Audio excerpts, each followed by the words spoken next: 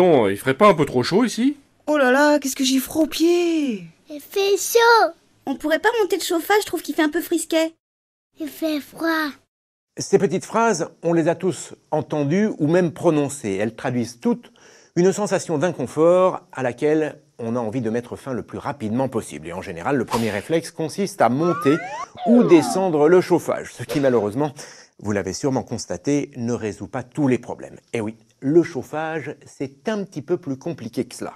En effet, contrairement à une idée reçue, le confort thermique ne dépend pas uniquement de la température de l'air d'une pièce. Non, il y a d'autres paramètres qui sont également essentiels et qui, s'ils ne sont pas respectés, peuvent être à la source d'un inconfort.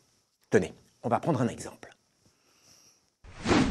D'une manière générale, on considère que l'hiver, il faut une température de 19-20 degrés pour se sentir bien à l'intérieur d'une maison.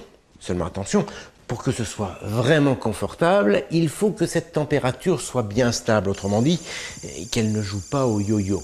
Il faut également qu'elle soit parfaitement homogène, la même température dans tous les coins de la pièce. Ça, c'est pour la température de l'air ambiant. Il faut aussi veiller à ce que les parois ne soient pas trop froides, les fenêtres et les murs. Ce phénomène peut être une source d'inconfort. Voilà pourquoi il faut un système de chauffage qui réchauffe à la fois l'air ambiant, les parois et les occupants de la maison.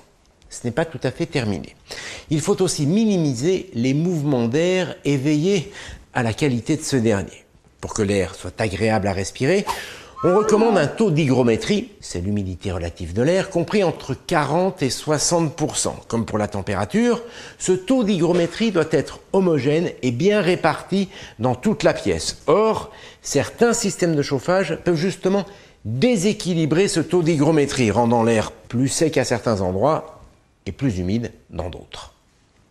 C'est donc en jouant sur tous ces paramètres, la stabilité et l'homogénéité de la température, celle du taux d'hygrométrie et les mouvements d'air, que l'on peut atteindre un confort thermique satisfaisant.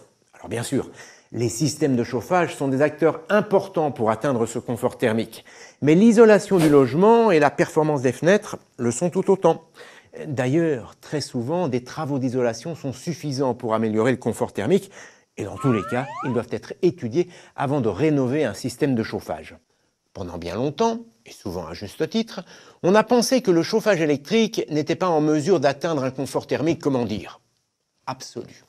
C'est vrai que quand on parle de chauffage électrique, on pense bien souvent au fameux convecteur. Normal, c'est le tout premier système de chauffage électrique qui a vu le jour. C'était dans les années 70. Comme son nom l'indique, le convecteur fonctionne sur un principe physique simple, la convection.